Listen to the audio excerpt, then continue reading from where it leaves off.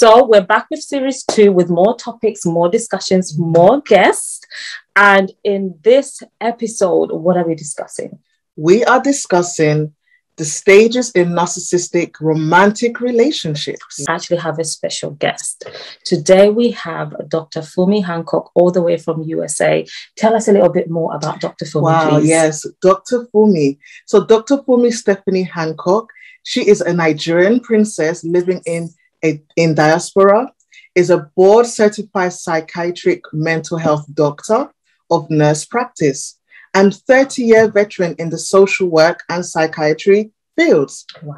As a 24 times best-selling author, this compassionate trauma care maestro and life rehab, once ambassador of goodwill in the state of Tennessee, tackled topics surrounding trauma, depression, anxiety, PTSD, which is post-traumatic stress disorder, and other mental health disorders.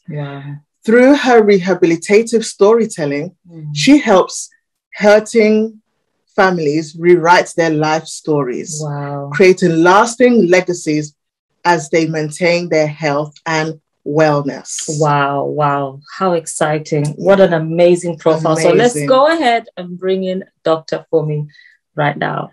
Hello, Dr. Fumi. Hello. Welcome. Thank you for having me. It's awesome to be with you guys. We are honored to have you here with us. Thank you so much, Dr. Fumi. I mean, your introduction is amazing. So we are honestly humbled and honored to have you with us here at the UYG show. You are very, very welcome, ma'am. Thank you so much. How was your morning? I know it's morning there now. We're still trying to wake up. We're trying. Sorry for waking you up. Oh, that's fine. I'm used to that. With when you do interviews here, you kind of wake up very early, so I'm used to it. Yes. Amazing, awesome. So yes, we want to dive straight in, pick your brain, your awesome mind, and really just tackle this subject of narcissistic relationships, right? Yes. Let's go right in. Yes. So first of all, Dr. Fumi, can you please explain to everyone what is narcissistic abuse? My goodness. All right. So for us to be able to even understand what the narcissistic abuse is, you first have to understand what narcissism is. And when you talk about that, you're talking about people that have excessive need for admiration. Sometimes there are people that disregard, most times they do disregard other people's feelings. They exploit other people's feelings without guilt, without shame. They have that inability to be able to handle criticism. And of course, a sense of entitlement. So when you have that, right, and then you look at the definition of abuse, right, somebody that is being hurt, right? So you have, when you combine those two words, you're talking about emotional, physical, sexual, and sometimes even financial abuse. This is what we mean by narcissistic abuse. Wow. I mean, we chose to discuss this topic, Dr. Fumi, because we found that it's most common. We know obviously narcissists can be, it could be your mother, it could be your sister, your friend, your boss or colleague, but we found that it's most common in romantic relationships. I mean, I wonder why this is. Well, let's look at statistics here. I think NYU did a recent statistics about narcissism, and they found out that it's mostly men, right? And 1% of the whole world. Think about that. That's a whole lot of narcissism. That's a lot. 1% of the whole world have that. And out of that 1%, we're looking at 75% being men. Wow. Let's sit on that for a minute. Wow. So when you have 75% of 1% in the whole world, my goodness. Wow. Of course, it's going to show up and manifest in relationships. Of course. Yes, definitely.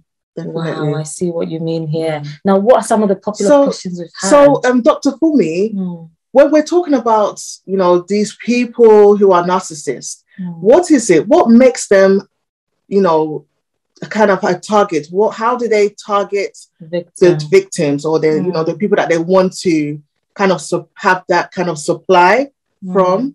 What is it about the victim?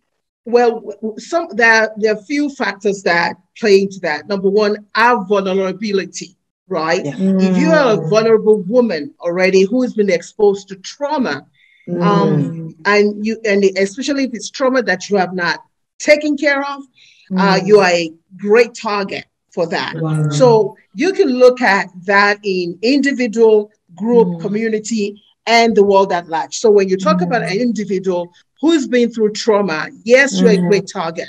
When you talk about a community that has been slammed with trauma, especially the Black and the brown community, when you look at what's going on in America now with the voting rights, this is all traumatic situation. So that if you're not handling that as a community, right, as a community, yes, you're going to attract that. And when you talk about nation as a whole that have been led by men, yes, and women, but mostly men that are that have that, not just traits, but they do have the personality disorder, because there's a difference, right? Yes. When you have that, then the whole country, say for my country like Nigeria, bam, bam, bam, pow, pow. So that you can have a whole nation. Oh, under, yes. Right? Yes, you can have a whole, and what we're going on in America here too, you can have a whole country under a narcissistic personality. That the whole country is just enigma about them, and they are hijacked. That's the right word. Hijacked by this personality. Wow. Dr. Fumi, you said something about there's a difference between personality traits and disorder.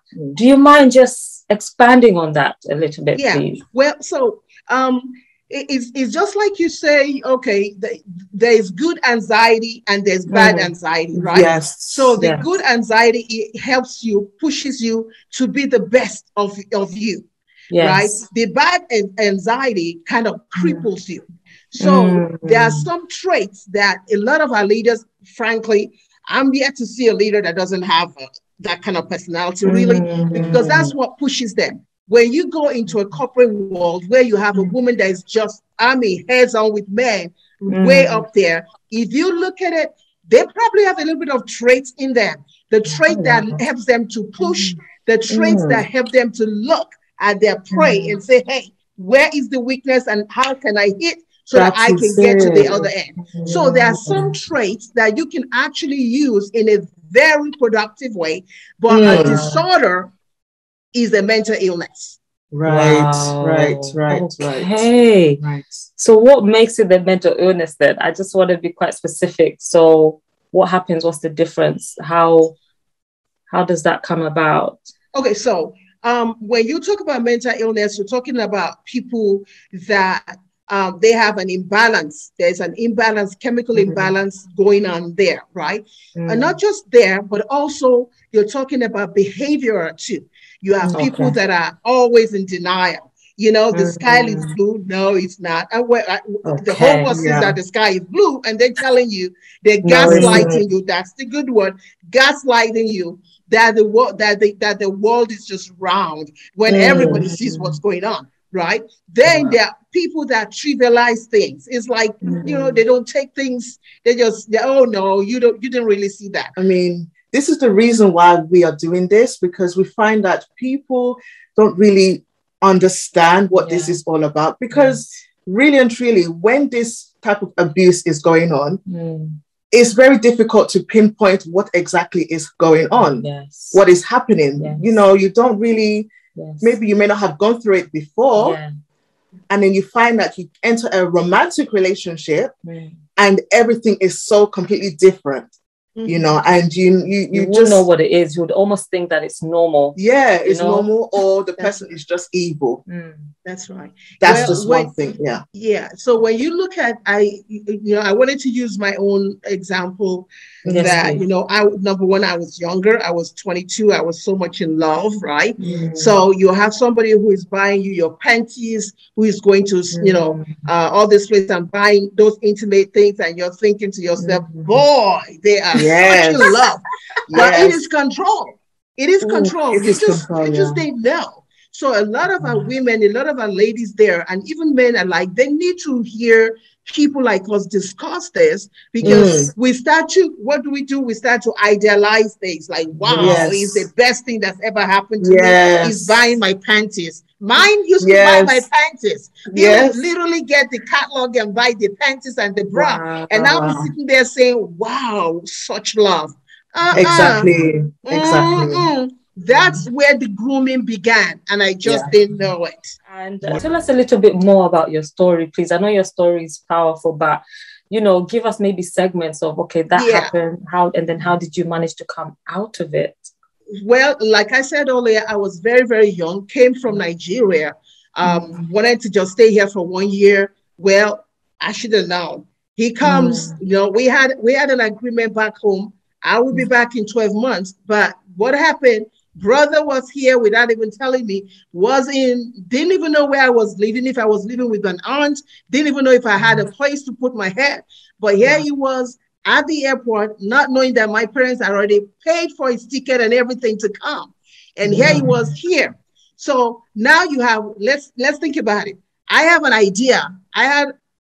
Because we're going to move swiftly into the stages of what our target audience used to say. The first thing is you idealize the person. So for him, it was God's gift to mankind. I mean, needless me, a little old me, no. He was just God. I mean, he was the bomb. He was the sugar in my cup. He was the coffee in my tea. He was my telephone without wire. It was just, there was nothing anybody could say about this brother. You hear me? Yes. He was good. Now, he was abusive. When I say abusive, with the mouth, not eating, not physical. Not physical. And that's why we want our relations. I want our women to know this, because a lot of times people say, well, after all, he didn't touch me. Yes. He could have touched you emotionally. Emotionally, and exactly. Very, very detrimental, right? So for me, let me use myself as a case study. Idealized him for a while. After a while, when he figured, okay, he's got his feet on my neck, I couldn't go anywhere else anymore. Now I don't have 2 babies now, 2 and 4, right? Wow. He stripped me of my own business. He stripped me of everything. Wow. Now I'm left with these 2.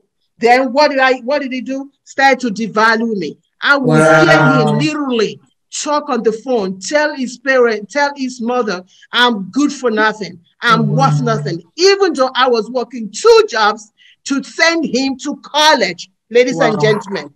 2 jobs to send this brother to college, and he would literally said I was worthless. In front of me, he was dating other people, right? Discarding me. That's the third phase. Discarding. He started to discard me like I was worth nothing anymore to him. I was useless. Frankly, I was over 28 now, so I wasn't worth anything, right? So he was discarding who I was. He didn't want to eat. Anytime that I felt like I needed to tell him what was wrong, he was just like, who's talking? I don't hear that person talking. Who is that person talking? Ladies and gentlemen, if you are going through this kind of phases, or what we call the stages of narcissism, right? Idealization, which is you. So you are a participant. That tells you you're a participant. Narcissistic people just don't latch onto you. Let's just fess up.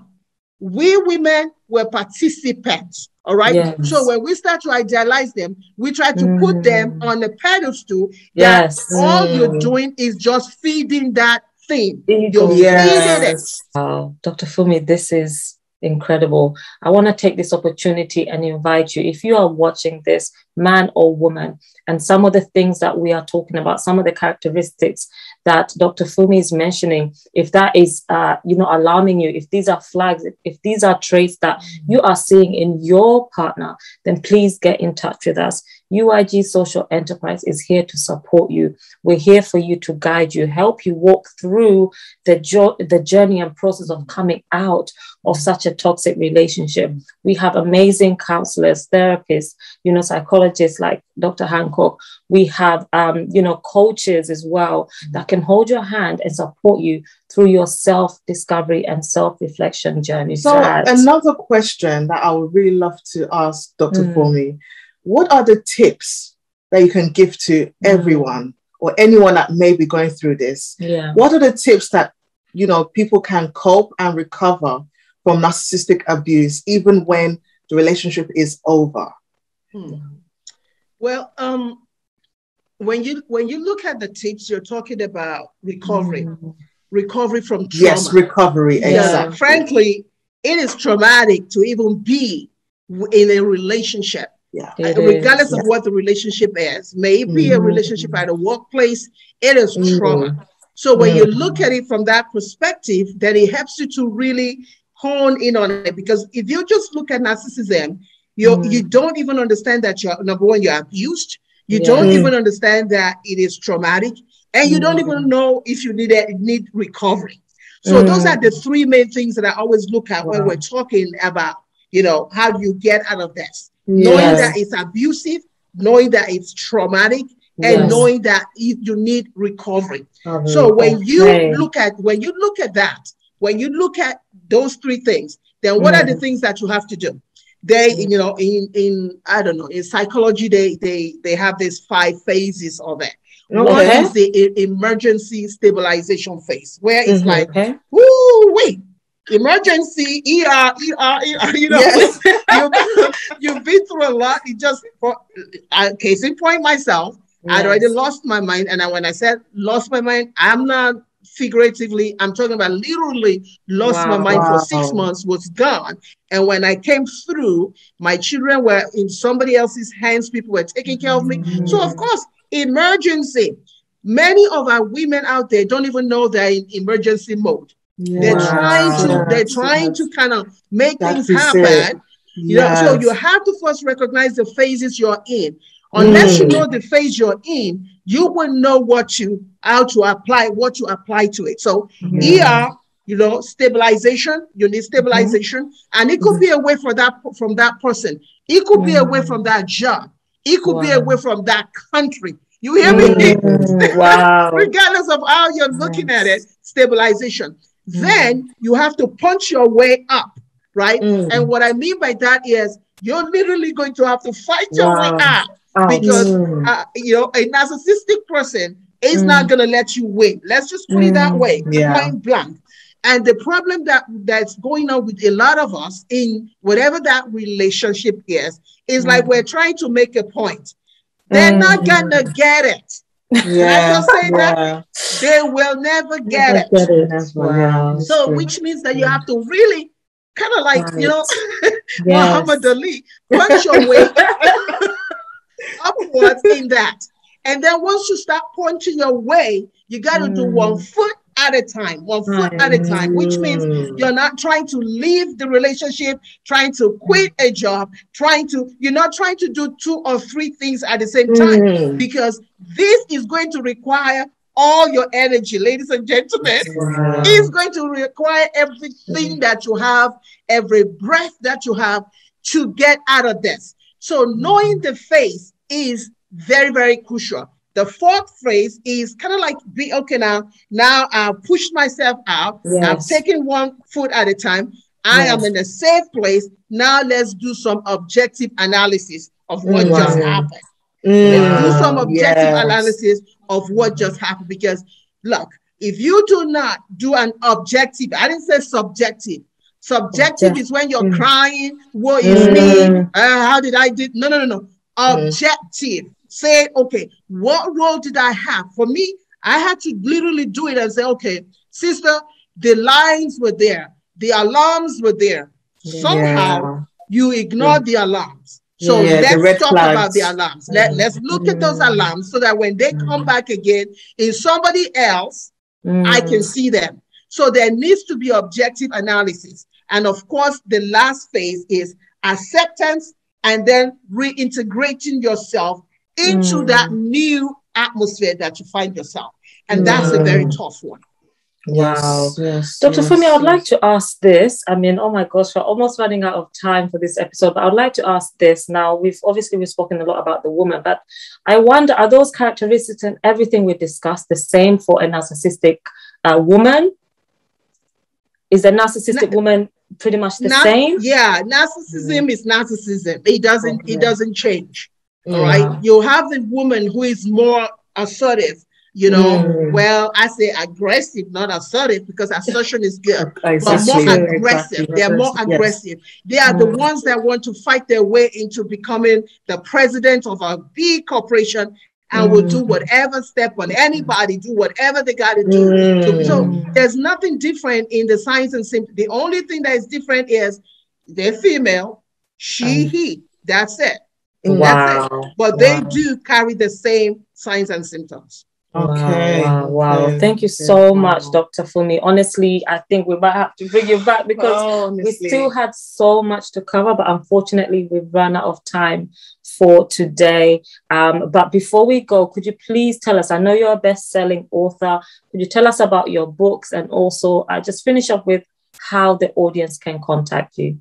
Well, they can always Google me. That's always the easiest one. That's the easiest one. Google Dr. Fumi Hancock, Hancock, and I'm there.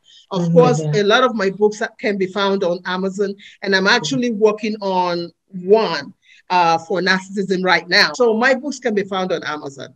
Wow, amazing. Thank you so much. And of course, thank you for having me. Thank you so much for being with us. And again, we want to finish off with saying, if at all you are experiencing narcissistic abuse, please do get in touch with us. UIG Social Enterprise is here to support you, is here to help you, the stages and everything, no matter where you are, even if you're unsure, but you want to be sure, please do get in touch with us. Egbono is our lead counselor at UIG Social Enterprise. And, you know, this is the work that we do and we're here for you.